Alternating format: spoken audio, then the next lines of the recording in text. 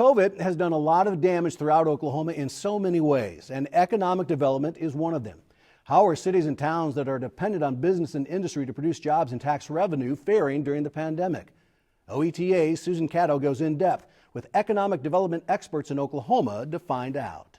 Thank you, Rich. We will be talking about the economy in Oklahoma amidst some of the most challenging times, not only the state, but the nation and the world has ever seen. And we are joined with three wonderful guests who can help us sort through all of this mess because they're going through it themselves right now. First, we have Brent Kissling, who's the Executive Director of the Oklahoma Department of Commerce. Thank you for joining us, Brent. Good to be here. Next, we have Rachel Milo, who is CEO of shawneeforward. Rachel, thanks for being here. Thank you for having me. And last but not least, we have David Myers, who's the Executive Director of Ponca City's Development Authority. David, we're so glad to have you with us. Good to see you too, Susan. Thank you. Well, for starters, I would like each of you to tell us, viewers, a little bit, a snapshot of what you do in your positions. And we'll go ahead and start with you, Brent. Well, sir, thank you so much for having me on today. And our goal here at the department is to make sure that we're creating an environment where economic growth can happen here within the state. I work with Governor Kevin Stitt, who is very passionate about growing our economy. And 2019 was a great year. 2020 has been a very interesting year for us, but we're very bullish heading forward into 2021. We do things such as trying to recruit businesses to Oklahoma. We try to help our existing businesses to grow here. We have a very robust research division as well. We are involved in community development, so we pass a lot of dollars through to communities to help them out. And then we also have the workforce office here within the state. So basically anything that has to do with local economic development, we have our fingers in it in some way here at the Department of Commerce. Okay. Rachel, let's hear from you next about shawneeforward. Yes, thanks, Susan. I am the CEO of shawneeforward, which is a collaboration between what was previously the Shawnee Chamber of Commerce and Economic Development Foundation. So I oversee really anything that supports, promotes, or grows our local businesses. And then we also recruit and work on retention of our businesses. I am also a small business owner in our community, which gives me a unique perspective in this role to know what it's like actually my own personal pocketbook too. Oh, well, this will be interesting. All right. And David, let's hear what you're doing up in your neck of the woods. Well, economic development means different things in different communities. And anyone who's familiar with Ponca City knows that we've had to reinvent ourselves and again and again and again and again. And in our case, we do what Brent does, but I don't want to suggest we compete with Brent. In fact, we're very close partners with the Department of Commerce in that they work with us, we help them, they help us. The whole goal is to grow the local economy because economic development is more about economic management now than it is simply recruiting companies. All right, Brent, let's get into the woods on this. Let's talk about economic development in 2020. How huge of a challenge is this with COVID-19 and walking that line between public health and economic development? It has been a fine line to walk. I think we've done it very well, Susan, here in Oklahoma. But I will say I took this job last year and I fully expected it to be jet setting and traveling the world and talking to companies about how great Oklahoma is and convincing them to come in here. And then mid-March, the world started burning and really everything economic development changed whenever it hit March. And what we did in Oklahoma, which is probably what we should have done years and years ago, is we really focused on our existing companies and made sure that they were able to survive during this time. In fact, the governor has what's called a quick action closing fund. It has 10 or $15 million in it that the legislature's put in, and it is in place to encourage businesses to locate in Oklahoma. Well, during the pandemic, we took about $5 million of that fund and turned it around into a manufacturing reboot program. So we could actually help our manufacturers in Oklahoma, existing businesses, to look at new products and keep our citizens employed. To me, that's probably the biggest change that we have seen during the pandemic is that inward focus. A lot of states are doing it, and I think Oklahoma's doing it better than anybody else. Rachel, does that plan work in more rural areas? Not that Shawnee is rural, but it's in between Oklahoma City and getting out into the more rural areas. What are you seeing? Yeah, this is really important for all of our communities, what he's touched on, which is the sustain and growth of your existing business base. Again, kind of as a small business that went through it, when we look at small towns on the main streets across Oklahoma, recognizing that 1, 2, or 3 purchases that you may make that day may keep the doors open for that store. And so when we look at retail and we look at restaurant, every effort that's been made by our economic development foundations and our chambers to recognize the businesses that have kept their doors open or recognized the unique ways that people have tried to serve their customers with the doors closed for whatever reason, right? So whether that means they had to adapt to a drive-through or a curbside pickup, or they had to adapt to becoming an online sale versus a brick and mortar. When we are in economic development, sometimes we think, well, just adapt and just sell online. And I think what we don't remember always is that that's actually a whole new business model, right?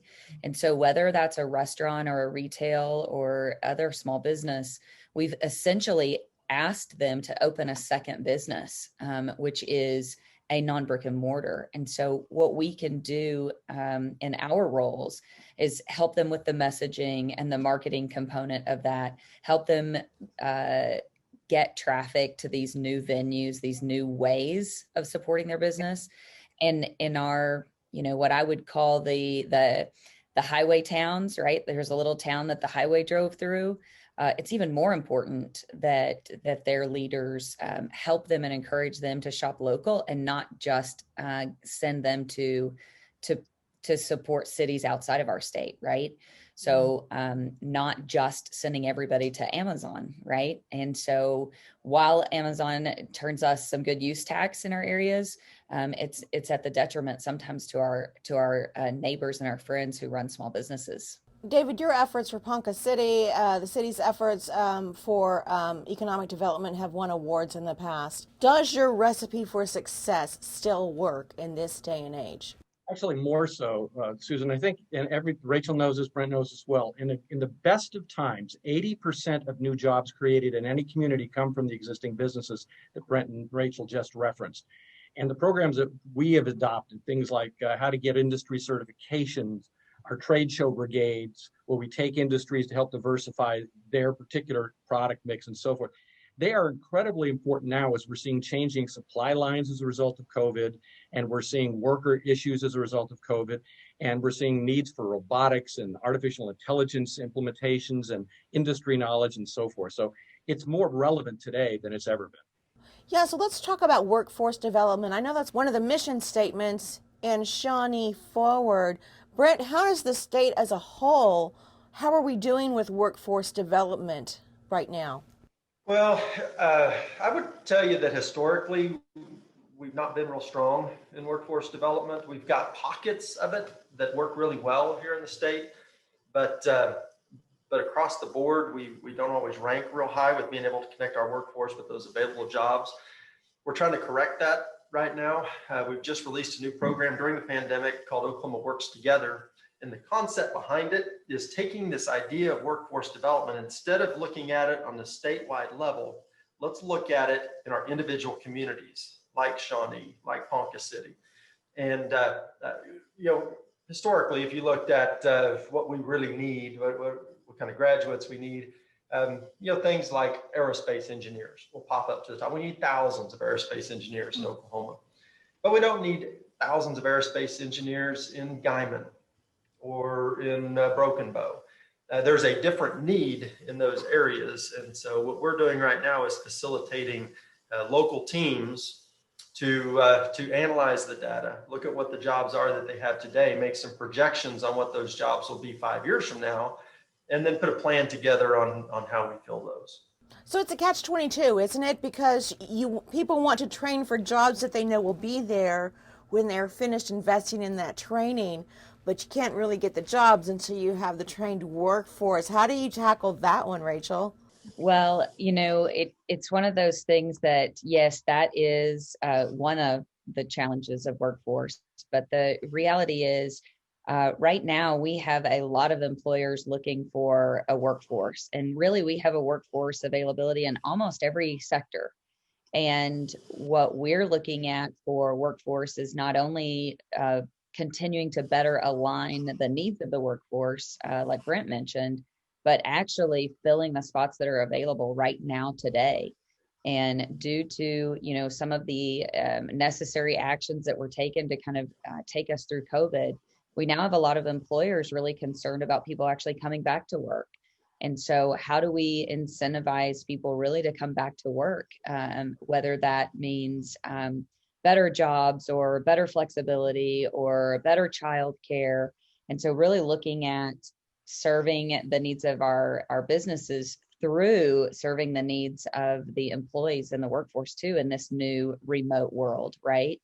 And so right now we're seeing, some sectors and industries being conservative and maybe, tackling ideas about closures.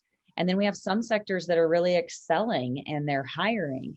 We have a great manufacturing base here in Oklahoma and here in Shawnee.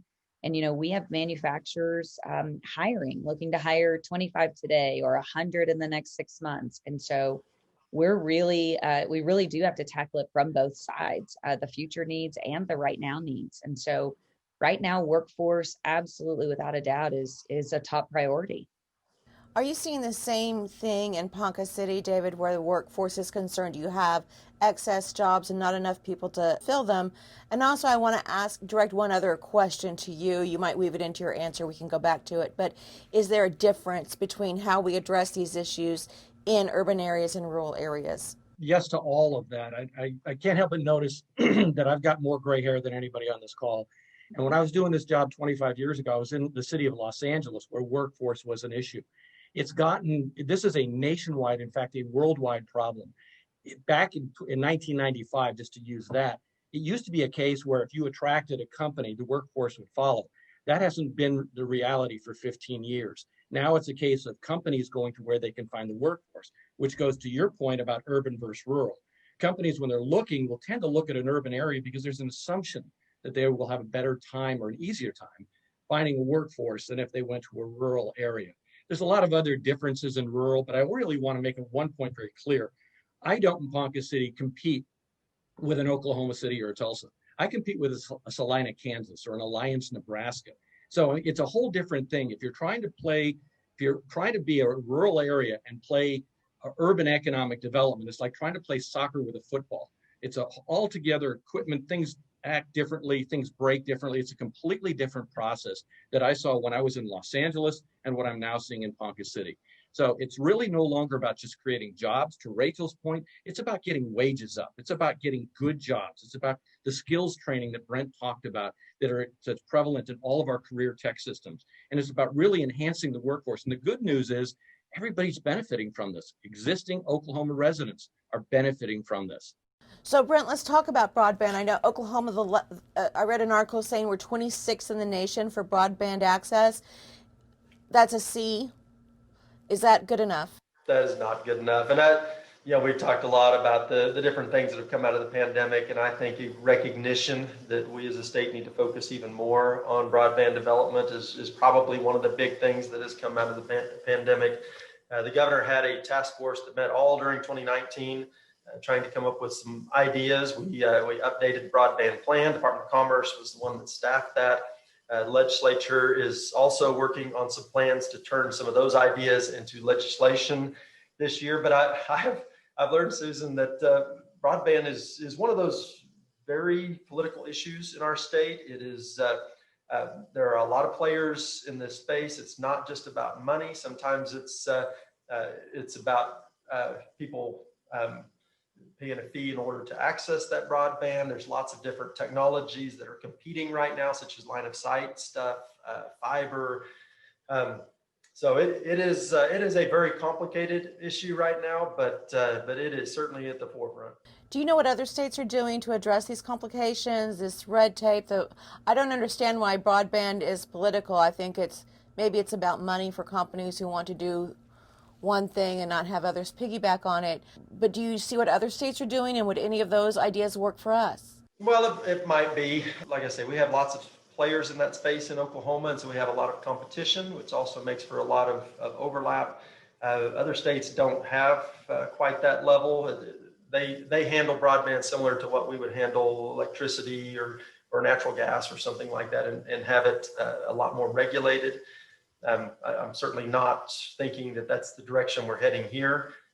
I think we could probably get everybody together in one room and figure this out. And that's the goal between now and legislative session of 2021. Rachel, on a scale of 1 to 10, how important is broadband to development? It's definitely an 8, 9, or 10, in my opinion.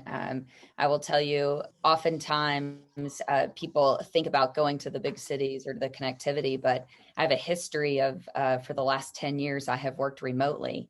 And being able to provide support to our remote workforce really is key. And I was fortunate, right, because I did have access. But as I look at our families and I look at our schools and I look at a lot of markets that are having to depend on great broadband and connectivity for the first time, really, to really change their business model to be reliant upon it. It really has taken this issue from being something that was important but not urgent in Covey's world to both important and urgent. And that's where we are. We're moving in that quadrant. I want to talk about opportunity zones. Oklahoma has taken full advantage of tax cuts and the Jobs Act of 2017, designating 117 census tracts as federal opportunity zones, also known as, do you guys call them Oz and the OZ? Rachel, is Shawnee in one of those tracks? We do have a lot of opportunity zone area, and I would say probably that is one of the benefits of being in I guess starting or growing your business in Oklahoma. I would say that being an opportunity zone is something that we put on every RFI that comes in as beneficial, but I'll probably yield that to the guys for a little more expertise in that, since I haven't been in this as long. We face a lot of challenges, but there is good going on. And as we look at the opportunity zones that would nurture that good and that positive development, you kind of touched on it already. Oklahoma used to be thought of as a flyover state. Is that changing in the world of business? Well, here's what I would say. In February, we were 20th in the nation in unemployment rate. We were like 3.8% or something like that, which is really good, but we were 20th in the nation. And then whenever the pandemic hit, we went all the way up to over 14% unemployment. And as of last month, we're at 5.3% again, which makes us 9th in the nation. We are rebounding out of the pandemic much faster than most of the other states. We have catapulted back past a number of states with keeping our citizens employed. And like we said at the beginning, I think we did that by focusing on our own first and keeping them going, moving forward. Rachel, do you have a last word, something that we didn't touch on that you think Oklahomans need to know about developing our economy in troubled times? Our state really is collectively working together, city by city, that the Department of Commerce is marketing each and every one of our cities through our particular lens. The Oklahoma City Regional Partnership does what they can to highlight our areas, and that really, whether it's Brent or David or the Economic Development Director or the Chamber Director in any other town, Oklahoma, we're all working together, and that the high tide will rise all boats. We're in it together. I like that. Tide will rise all boats. That's good. Okay, David, final words for folks. Yeah, I don't think we should ever let a good crisis go to waste. And I think this is a great opportunity for how we can push Oklahoma forward. When I was in Los Angeles in the 90s, we used to laugh at states that had a California strategy because we knew they weren't going anywhere, because the supply chains coming out of Asia were simply too important to those companies. That has changed. That has changed dramatically. We're going to see significant changes to supply chains, the way people do business, not just online, but just in terms of how we got to tighten things up. And I think Oklahoma, being in the absolute middle of North America, is very, very well positioned to take advantage of what will be this next normal. Right, we're the crossroads. And Brent, I'm going to let you have the final word. Tell us something good about economic development in the state of Oklahoma. The Oklahoma Department of Commerce, Susan, does not create jobs in Oklahoma. And I would even suggest that Rachel's organization, David's organization, we don't create jobs. Our responsibility is to create this environment where growth can happen so that our businesses can actually invest capital, can put capital at risk in order to hire our citizens to work in their facilities. And I really appreciate what Rachel and David said, because it really is about taking care of our own right now and trying to shorten those supply chains. Early next year, the Department of Commerce will be releasing a new supply chain portal, which is the first of its kind in the United States, that would allow any of our manufacturers in the state to see what the other manufacturers are making. It's just crazy that we don't do that right now. If you are now purchasing some kind of widget out of China in order to finish final assembly of some product, we want to see if we can help you find somebody in Oklahoma that can make that product here and shorten that supply chain. So we believe we're doing it better than anybody else in the world right now, and we just have to tell our story. That is good news. Thank you so much, Brent. Rachel, welcome to Oklahoma. And we look forward to see what you bring to the state here. David, it's been a pleasure. I'll tell you about the hair color, my friend. There you go. All right. And thank you all for your insight, and we hope to visit with you again soon.